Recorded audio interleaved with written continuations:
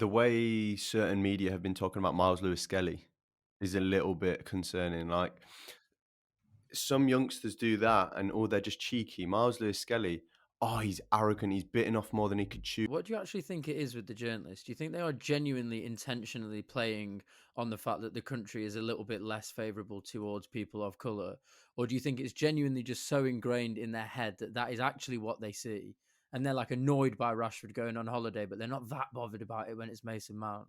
I think they are incentivized by how they know people will react towards it. So Which is disgusting though, bro. it is. No, of course it is. But like, I'm a Man United fan. We've had it with Rashi, and we've got it with Mainu now. It's like we know the trend. We know exactly what it is. And being a like person of color in this country, we know the stick. I think we underestimate like how racist some of this country is. There are people who are so openly racist, and because they've been socialized, they've been brought up in that environment. Both parents are racist. They're brought up in a place where they don't see people of color. They just think it's acceptable, and because of that, but both A, you'll get racist journalists, but B, you'll get so many people who lap it up that it creates a market for it. And I see certain, not even publications, certain individuals posting things, and it consistently they'll have more quotes than likes. And I'm thinking, you cannot be ignorant at that point. You cannot pretend to not know it's happening. Some of that really does come from the fact, though, that a couple of things. One, they know they're untouchable. Like you just said there, like what can we actually do? Like the narrative that's being made around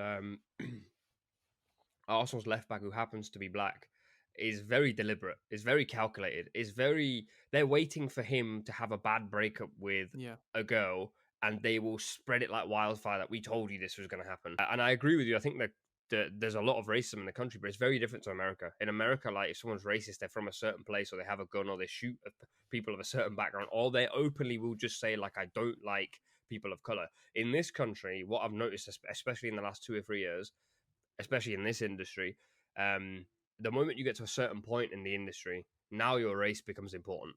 Or the moment you get to a certain conversation, now your race becomes important, because that's the only time when people are willing to go, actually, you know what, I don't actually like people of color.